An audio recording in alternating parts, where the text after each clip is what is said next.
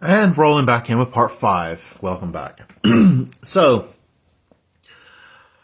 as I was saying, we need to do everything we can as honest people to weed out the bad apples with really in respect to anything, but when it comes to firearms, there we go.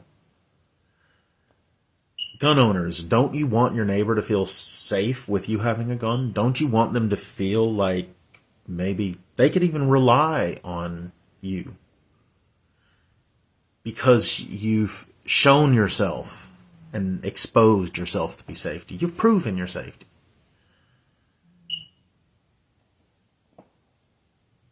See, when we do this, and it should be reasonable licensing periods, and then also red flag laws that are reasonably enforced. They're not used to expand state power. They're just literally used for safety. They're not a threat.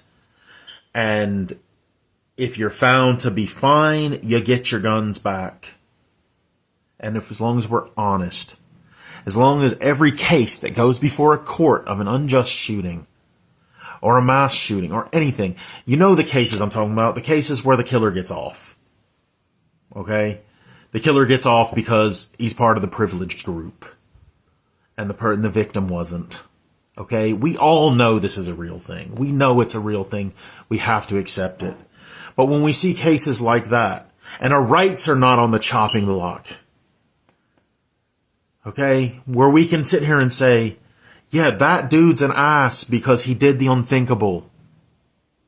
And that person should be rehabilitated. And then that goes into what I believe about prisons, and I'll talk about that tomorrow. But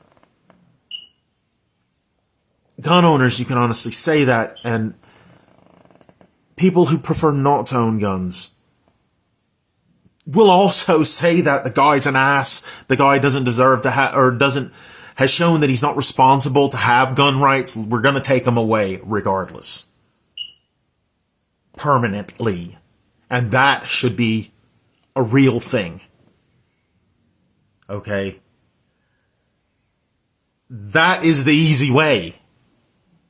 Gun owners, do the checks. Be willing to have your guns taken away if you're becoming a danger.